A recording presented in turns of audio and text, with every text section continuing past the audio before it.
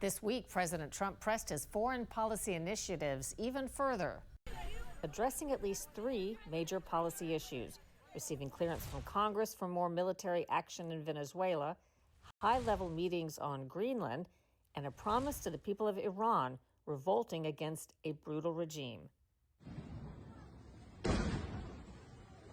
It is a revolution in reverse. Street protests in Iran that began late last year have grown, literally inflaming the country and bringing untold casualties as security forces move to stop a rebellion intent on toppling a regime headed by Ayatollah Khamenei, in power for 37 years.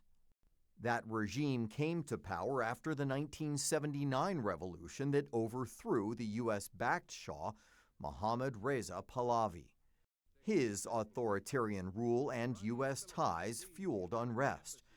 The 1979 revolution established an Islamic republic grounded in strict Muslim religious ideology led by a religious Ayatollah.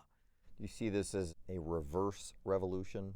People of Iran rose up in 1979 against the Shah because they said he was a tyrant. And then they ended up with another tyranny. And Khamenei is much worse of a tyrant. This is the final verdict on the performance of the Islamic Republic. This is the verdict. This is the verdict. Iranian-born Alex Vatanka is an expert on the subject.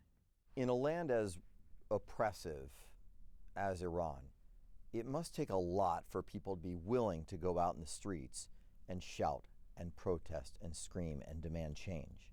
People are literally putting their lives on the line here. So when you see these images coming out of Iran with young people in body bags, this is real. People are dying for a basic call for listen to my voice. I don't like the way things are in this country.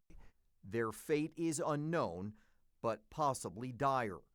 That has prompted some tough talk from President Trump. We're looking at some very strong options. We'll make a determination. There seems something of a parallel here. 1979 was also the year those revolutionary students in Iran seized the U.S. Embassy, holding 66 American hostages for 444 days. That prompted some tough talk from President Reagan. When action is required to preserve our national security, we will act. Could this be Trump's Ronald Reagan moment? At the very least, it's an opportunity for the United States to try and get the future of Iran right. What about the possibility of military force by the United States? It can't look like anything we saw during the 12-day war, where the U.S. flew in the course of a few hours over Iranian airspace, took out 3 nuclear sites and left. If the U.S., on the other hand, identifies key players in this killing machinery that's going on and takes out individuals or capabilities, whether kinetic or through, say, offensive cyber operations, well, that's different, because suddenly an external power has come in to the aid of Iranian protesters who are facing the killing machine. The Iranian Revolution of 1979 was largely an uprising of students, young people who wanted to overthrow a repressive regime.